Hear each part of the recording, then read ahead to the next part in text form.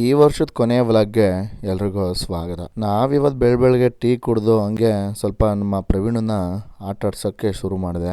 ಒಂದು ನೈಟಲ್ಲಿ ಎಲ್ಲ ಚೇಂಜ್ ಆಗಿಬಿಡುತ್ತಲ್ಲ. ಸೊಸೆ ತಿಂದು ಸೌಭಾಗ್ಯ ನೋಡ್ರಿ ಬೋಳಿ ಮಗ ನೋಡ್ರಿ ನೀನು ಮಕ್ಕ ಹೇಳ್ತಿದ್ದಂಗೆ ಇಟ್ಕೊಂಡವನೆ ಹಿಂಗೆ ಫ್ರೇಮಲ್ಲಿ ಹೆಂಗಿದಾರೆ ಅಪ್ಪ ಮಗ ಇಬ್ರು. ಆ ಟೀ ಕುಡಿದ್ಬಿಟ್ಟು ಫ್ರೇಮ್ ಮಾಡ್ದೆ ಹಂಗೆ ಹೋಯ್ತವನೆ.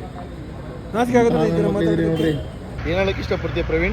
ಅವರು ಡ್ರೈ ಫ್ರೂಟ್ ಸಂಸ್ಥರು. ಇವತ್ತು ವೈಕುಂಠ ಏಕಾದಶಿ ಇರೋದ್ರಿಂದ KM ದೊಡ್ಡಿಲಿರೋ ಲಕ್ಷ್ಮೀ ವೆಂಕಟೇಶ್ವರ ದೇವಸ್ಥಾನಕ್ಕೆ ಹೋಗೋಣ ಅಂತ ಹೋದ್ವಿ.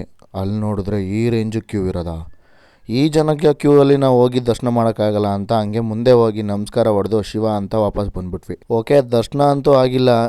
ಅಟ್ಲೀಸ್ಟ್ ಹೋಗಿ ಪ್ರಸಾದನಾದ್ರೂ ಇಸ್ಕೊಳ್ಳೋಣ ಅಂತ ಹೋದ್ರೆ ಪ್ರಸಾದ ಒಳಗಡೆಯಿಂದ ಬರೋರು ಮಾತ್ರ ಕೊಡ್ತಿದ್ದಾರೆ ಗುರು. ಇದನ್ನ ನೋಡಿ ನಮಗೆ ದೇವರಾಣೆ ಬೇಜಾರಾಗೋಯ್ತು. ಮನೆಗೆ ಬಂದು ರೆಡಿಯಾಗಿ ಮತ್ತೆ ನಾವು ಇವತ್ತು ಒಂದೊಳ್ಳೆ ಟೆಂಪಲ್ಗೆ ಹೋಗೋಣ ಅಂತ ಹೋಗ್ತಾ ಇದ್ವಿ. ಇವತ್ತು ನಮ್ಮ ಅಣ್ಣ ಆಟೋ ತಗೊಬಂದಿದ್ರು. ಇಷ್ಟು ದಿನ ಬೈಕ್ ರೈಡ್ ಮಾಡಿ ಬೇಜಾರಾಗಿತ್ತು ನನಗೆ. ಸೊ ಇವತ್ತು ಆಟೋ ರೈಡ್ ಮಾಡೋಣ ಅಂತ ಆಟೋ ತಗೊಂಡು ಹೋಗ್ತಾ ಇದೀವಿ ಗುರು ಅಂತ. ಇವನು ಯಾರೋ ಗಾಂಡ್ ಗಾಬರಿ ಮಾಡ್ಬಿಡೋದ ಅಡ್ಲಾಗ್ ಬಂದು ಬೋಳಿ ಮಗ.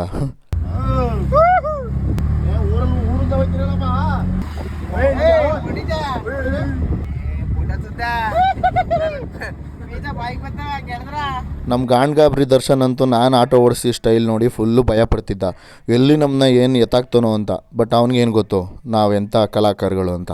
ಕ್ಯಾಮ್ರಾಮ್ಯಾನ್ ಆಗಿದ್ದ ಪ್ರವೀಣ, ನೀನು ಮಾತ್ರ ಅಲ್ಲ ಗುರು ಸೈಕ್ ಮಾಡೋದು, ನನಗೂ ಸೈಕ್ ಮಾಡೋಕ್ಕೆ ಬರುತ್ತೆ ಅಂತ ಅಲ್ಲಿ ರೋಡಲ್ಲಿ ಹೋಗ್ತಿದ್ದ ಅಜ್ಜಿಗಳಿಗೂ ಸೈಕ್ ಮಾಡಿಬಿಡೋದ.